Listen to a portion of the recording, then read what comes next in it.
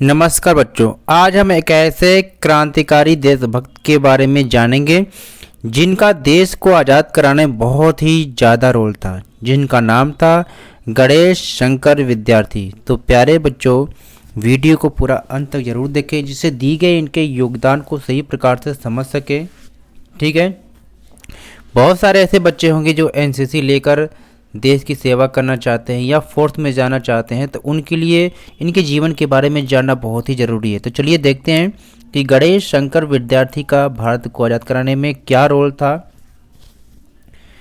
महान क्रांतिकारियों की सूची में अगर देखा जाए तो एक नाम आता है गणेश शंकर विद्यार्थी का। ठीक है, गणेश शंकर विद्यार्थी एक ऐसे पत्रकार थे जिन्होंने अपनी लेखनी की ताकत से भारत में अंग्रेजी शासन की नींद उड़ा दी थी।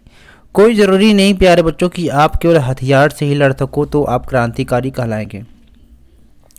यानी इन्होंने अपने लेख के माध्यम से पूरे देश की जनता को एक सूत्र में बांध दिया था। ठीक है, यानी इनके विचारों को लोगों ने पढ़ा समझा। ठीक है, उनके लेखों ने अंग्रेजी सरकार के खिलाफ देश के लोगों को लड़ने के लिए प्रेरित किया था। ठीक है, एक समाज सेवी और स्वतंत्रता सेनानी थे। वे स्वभाव के अत्यंत सरल किंतु क्रोधी और हठी भी थे, यानी जिसको आप जिद्दी कहते हैं। ठीक है, वे निडर और निष्पक्ष पत्रकार थे। भारत के स्वतंत्रता आंदोलन के इतिहास में उनका योगदान अजर अमर है। वे अपने कॉलेज के दिनों से ही पत्रकारिता और संपादन के कार्य से जुड़ गए थे और गांधी जी से मुलाकात के बाद वे पूर्णतया स्वाधीनता आंदोलन के लिए समर्पित हो गए थे। ठीक है, उन्होंने अपना हिंदी साप्ताहिक प्रताप के नाम से निकाला, यानी कि इनका जो हिंदी साप्ताहिक था उसका नाम था प्रताप। ठीक है, प्रताप किसानों और मजदूरों का हिमायती पत्र रहा, यानी कि इनके इस पत्रिका में किसानों और मजदूरों की बात कही गई थी। उसमें देशी राज्यों की प्रजा के कष्टों पर विशेष समाचार रहते थे। उन्होंने प्रताप का दैनिक संस्करण निकाला और प्रभा नाम की एक साहित्यिक और राजनीतिक मासिक पत्रिका भी अपने प्रेस से निकाली। चिट्ठी पत्री स्तंभ प्रताप की निजी विशेषता थी।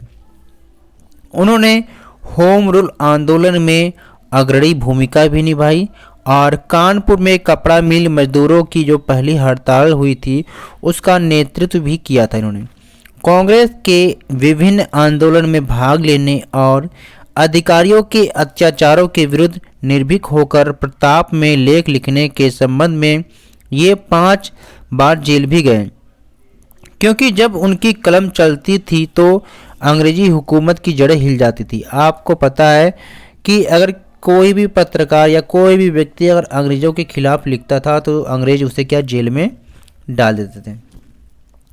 विद्यार्थी स्वयं तो बड़े पत्रकार थे ही, उन्होंने कितने ही नवयुवकों को पत्रकार, लेखक और कवि बनने की भी प्रेरणा और ट्रेनिंग भी दी।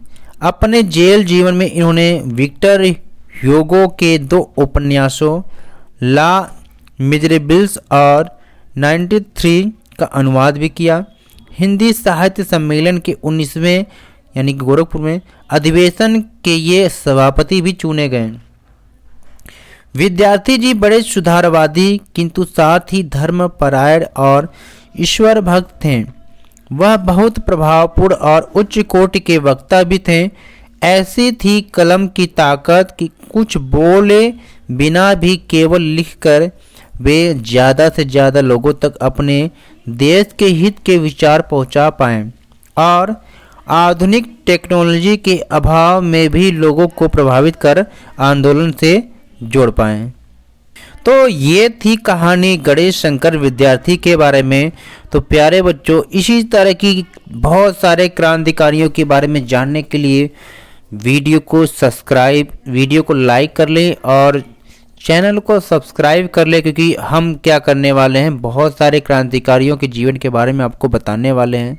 ठीक है, चलिए फिर मिलते हैं एक नई वीडियो के साथ। तब तक नमस्कार। उम्मीद करते हैं कि आपने वीडियो को लाइक किया होगा और दूसरों के साथ शेयर किया होगा और चैनल को सब्सक्राइब करके जरूर रखें। ठीक है बच्चों।